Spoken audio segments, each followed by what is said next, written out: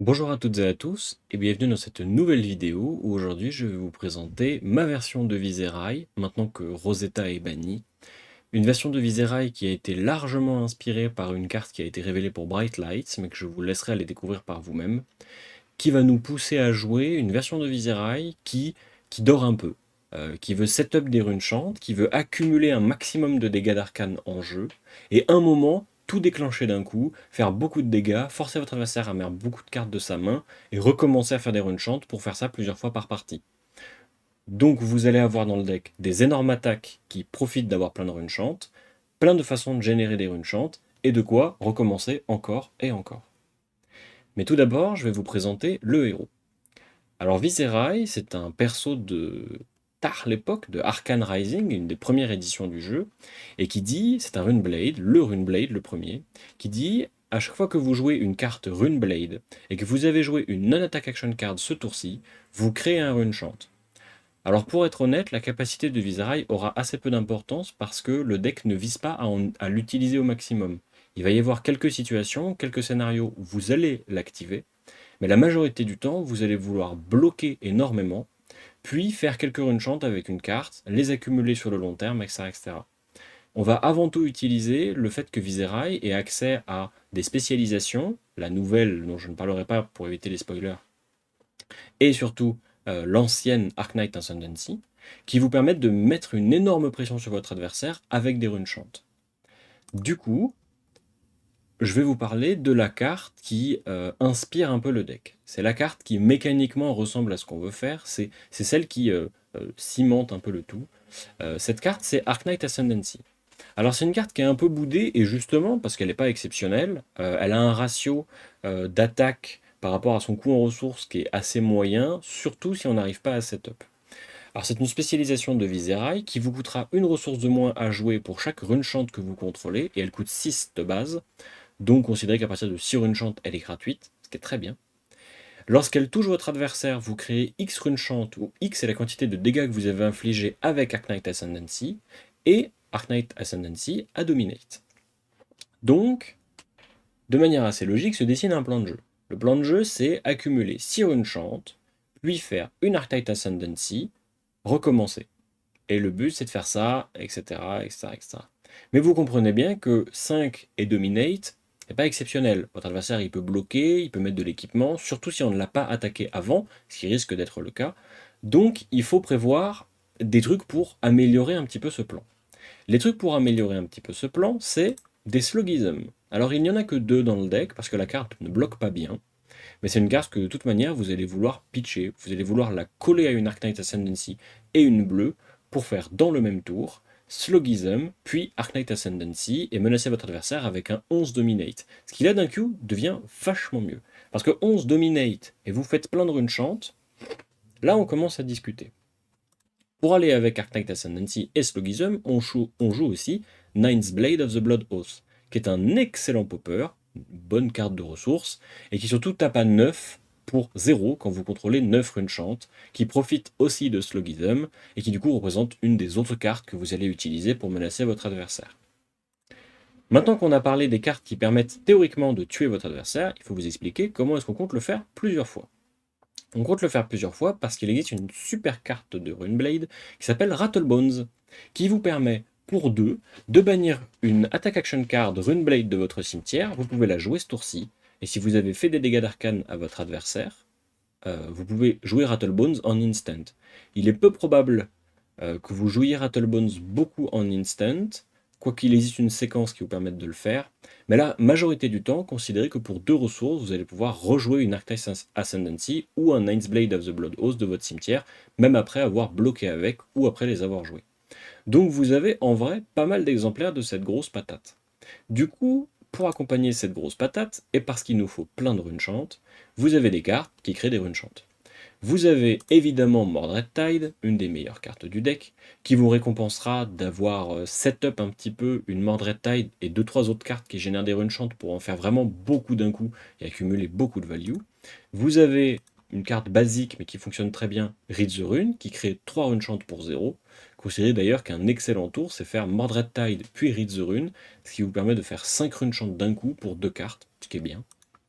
Vous avez aussi Runeblood Incantation, qui est une sorte de Read the Rune, mais qui prendra 3 tours à se résoudre. Et vous avez Reduce to Enchant, qui est une défense-réaction, qui génère un Enchant, et qui vous coûtera 1 de moins si vous contrôlez déjà un Enchant, ce qui est probablement le cas, puisque tout au long de la partie, ça va être l'objectif. Faire des Enchants, refaire des Enchants, continuer à faire des Enchants. Du coup, ça c'est ce qui vous permettra de créer des Enchants. On a aussi Grasp of the Arcanite, que vous allez probablement beaucoup utiliser, parce qu'il vaudra parfois ne pas jouer de cartes et juste pitcher 3 ressources, puis 4, puis 5, puis plus, pour Grasp of the Arcanite, pour continuer à faire des enchants, accumuler de la value, ne pas dépenser de cartes de son deck, pitch stack, setup, etc., etc. Et vous avez aussi en side 2 Read the Rune jaunes qui rentreront dans certains match-ups, les match-ups où vous savez que vous avez le temps, que ça va dormir un petit peu, et que vous n'avez pas besoin de beaucoup vous défendre de votre adversaire. C'est les match-ups qui vont être un petit peu plus grindy, ceux où la partie va durer plus longtemps, où vous aurez envie d'avoir ces Read the Rune jaunes. Donc ça c'est le package de base. Autour vous avez des cartes défensives et des cartes utilitaires. Alors je vais commencer par les cartes utilitaires, qui sont des cartes qui généralement ont des stats très bonnes. Elles bloquent bien, sont de bonnes cartes de ressources, vous pourrez les utiliser pour faire d'autres choses, et qui en plus font quelque chose d'autre. Le meilleur exemple, c'est Become the Arknight, une spécialisation de Viserai, qui est bleu, coûte 0, bloc 3, et qui dit vous pouvez défausser une carte d'attaque pour aller chercher une non-attaque, ou vous pouvez défausser une non-attaque pour aller chercher une attaque. L'intérêt de Become the Arknight, c'est que ça va vous permettre de fixer une main qui serait un peu moyenne, une séquence de tours où vous n'avez pas ce dont vous avez besoin. C'est très bien tour 1 ou 0, parce que vous pouvez aller chercher un Read the Rune, etc. etc. Become the Arknight, c'est avant tout des ressources et du bloc. Mais ça peut vous sortir d'une situation un peu bizarre. Vous avez aussi, dans la même veine, Whisper of the Oracle, qui vous permettent de setup, de déclencher l'effet de Viserai, bloc 3 et bleu.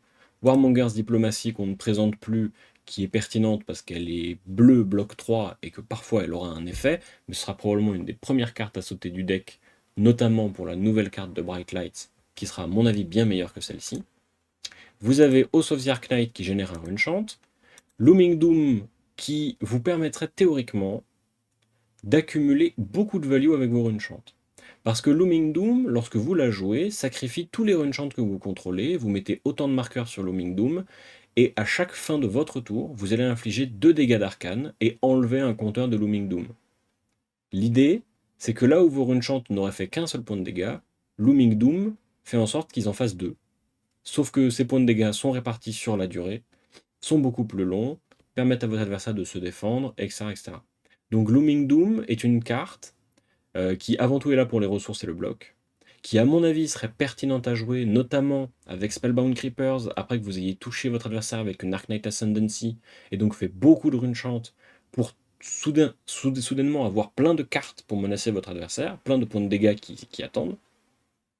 Mais en vrai, on va bloquer avec d'abord, la pitcher ensuite, et voir. Je pense que réussir à setup plusieurs Looming Doom pour infliger jusqu'à 4 points d'arcane par tour, ça peut être très très bien, mais c'est un peu particulier. L'intérêt aussi de Looming Doom, c'est que votre adversaire, maintenant qu'il n'y a plus Rosetta, ne jouera jamais AB2 contre vous, parce qu'il n'a pas de raison de le faire. Looming Doom le punit, parce que Looming Doom inflige 2 dégâts d'arcane. Donc si votre adversaire n'a qu'AB1, vous pourrez lui infliger au moins 1 dégât d'arcane par tour, ce qui peut être très très très très bien dans les match-ups qui comptaient se défendre et attendre que ça passe. Vous avez aussi Dread Triptych, qui est une bonne attaque à 4, ce qui sera pertinent contre Dromai, mais c'est avant tout une bleue bloc 3. Brother in Arms, qui défend très bien, bonne carte défensive, mais qui est surtout une bleue, et une attaque, mais enfin on veut pas vraiment attaquer avec le deck, donc on évite ce genre de truc là. Et vous avez Arknight Shard, qui est là parce que la carte est exceptionnelle, et parce que j'adorerais la jouer, et qui vous permet à chaque fois que vous la pitchez de faire un runechant, ce qui risque d'arriver beaucoup, parce que le but c'est de cycler plusieurs fois votre deck. Du coup, vous comprenez qu'on a un plan de jeu, on est patient, on veut faire des runechants, on va pas utiliser beaucoup de cartes de notre main, l'essentiel de notre main va bloquer. Donc on veut bloquer correctement. L'essentiel du deck bloque 3, surtout toutes les cartes avec lesquelles vous pouvez bloquer, et celles qui ne bloquent pas bien sont celles que vous voulez jouer en fait. Donc c'est pas très grave qu'elles bloquent un peu moins bien. Mais vous avez à côté plein de cartes défensives. Je vous ai parlé de Riluz Tour Enchant, qui bloque 4 et fait un Enchant, parfait dans le plan de jeu.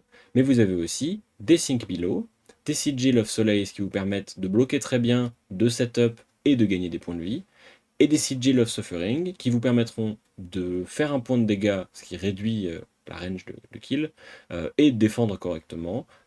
Sigil of Suffering qui est une carte qui pourra être remplacée par des cartes du side. Pour aller avec toutes ces cartes défensives, nous avons aussi 3 Fate Forcing et 3 Oasis Respite qui sont là pour les match-ups où vous en aurez besoin, ceux où on a besoin de beaucoup de défense-réaction, où vous allez rajouter les Fate Forcing, ceux où votre adversaire va vouloir dominate ou les Wizards, vous mettez Oasis Respite, et vous ajustez comme ça un peu en fonction pour faire au mieux en fonction de votre adversaire. Le main deck contient 57 cartes, donc à chaque partie vous en ajoutez 3. L'idée c'est que les cartes du side sont assez interchangeables, mais ça va être à peu près à chaque fois 3 exemplaires que vous allez mettre. Donc les Respite et les Fate Forcing, j'en ai déjà parlé. Runic Reckoning, c'est là pour mettre un petit peu plus de pression sur votre adversaire, parce que ça permet d'avoir des copies supplémentaires de Slogism pour améliorer les Arc Knight Ascendancy, et surtout c'est des cartes qui sont gratuites, donc ça vous permet, si vous avez bloqué avec 2 cartes de votre main, de faire Runic Reckoning puis Arc Knight Ascendancy pour menacer 8 Dominate, fait plein de Runechant, a déjà fait un Runechant parce que ça a trigger Viserai, etc., etc. Vous avez 2 Read the Rune et 2 Diabolic Ultimatum pour les match-ups qui dorment. Diabolic Ultimatum, c'est surtout là pour Islander, parce que vous voulez détruire les Frostex pour éviter qu'elle piche tac, pareil pour les Insidious Chill, et contre Dromai, qui à mon avis est un mauvais match-up, parce que vous avez des poppers, mais vous n'avez pas très envie de bloquer avec, enfin, vous allez le faire, mais vous n'en avez pas très envie.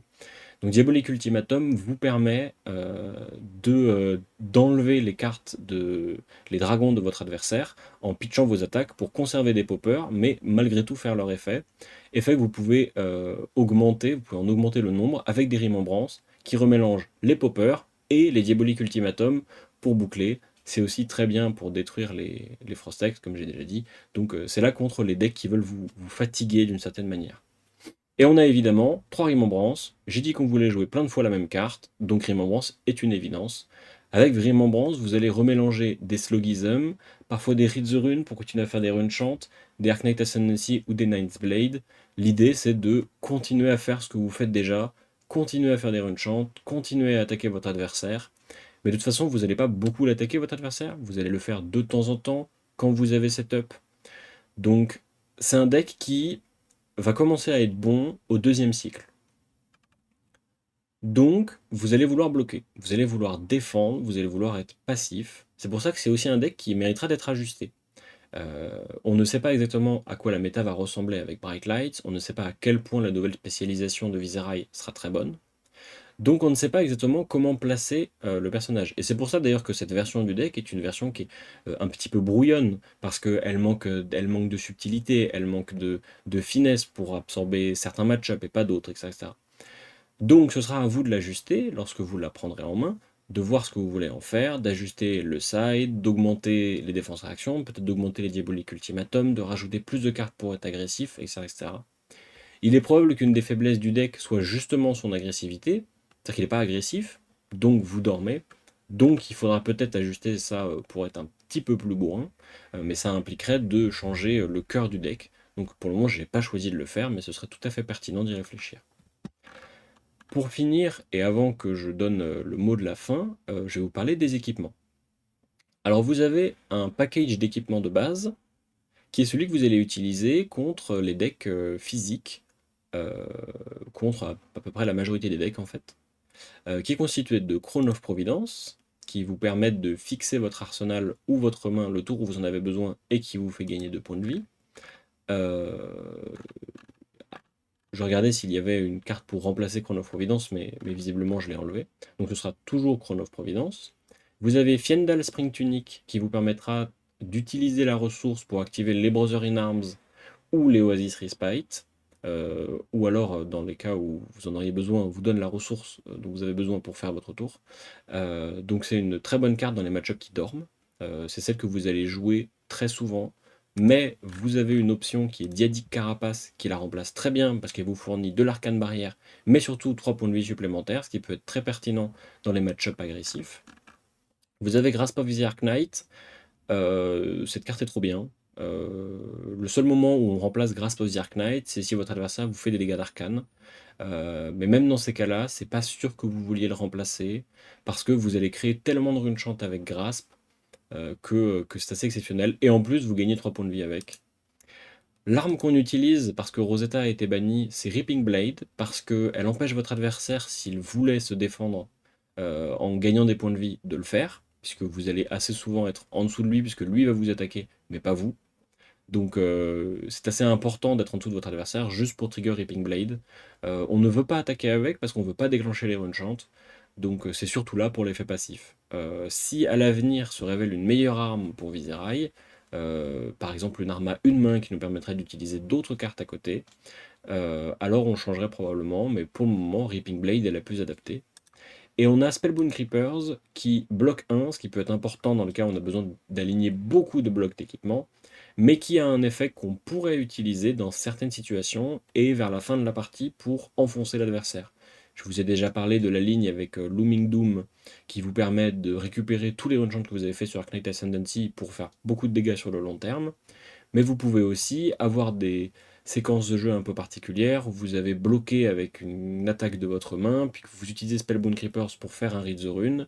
Read the Rune qui vous permet d'utiliser la Arc Knight au tour d'après, etc., etc. Enfin, vous comprenez. On peut faire des trucs avec Spellbound Creepers, mais on va beaucoup moins l'utiliser que dans les decks Viserai très agressifs, puisque là on veut l'utiliser à un moment clé de la partie, quand les cartes sont alignées, pour en tirer le maximum de value, parce qu'il est très peu probable qu'on puisse conserver Spellbound Creeper sur le long terme.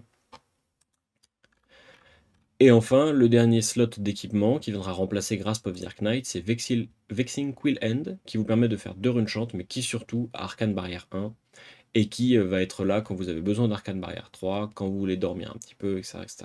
Il est probable que je veuille ajouter dans le deck Crown of Dichotomy, qui est l'AB1 au niveau du casque, pour avoir AB3, mais conserver Grasp of the Arc Knight, qui est une excellente carte pour notre plan de jeu. Voilà pour la présentation complète et détaillée du deck. Je pense que ça peut être un deck très intéressant à jouer. Je pense que c'est une stratégie qui est un peu vieille, elle est un petit peu vieille comme le monde, un peu vieille comme le héros. On veut un peu dormir, faire Slogism into Arc Knight Ascendancy.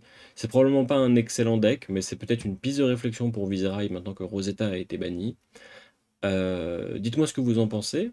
Dites-moi si vous aussi vous essayez de faire des choses avec Annals of Sutcliffe par exemple, ou avec Scepter of Pain, ou d'autres cartes, si vous avez des plans de jeu, si vous essayez de faire des trucs, etc., etc. Je pense que ça peut être un deck assez marrant à jouer, qui met des grosses patates, et ça c'est très très drôle. Je pense ceci dit que ce n'est pas un excellent deck, notamment en ce moment que la méta est très agressive et qu'elle nous empêche de setup justement.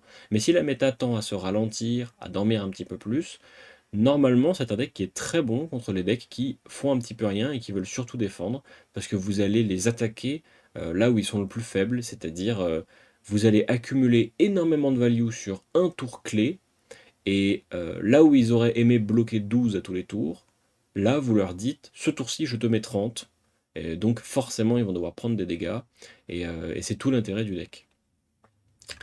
Sur ce, je vous dis à une prochaine, merci de m'avoir écouté, n'oubliez pas de commenter, de liker, de vous abonner à la chaîne si ça vous a plu, et je vous dis à la prochaine.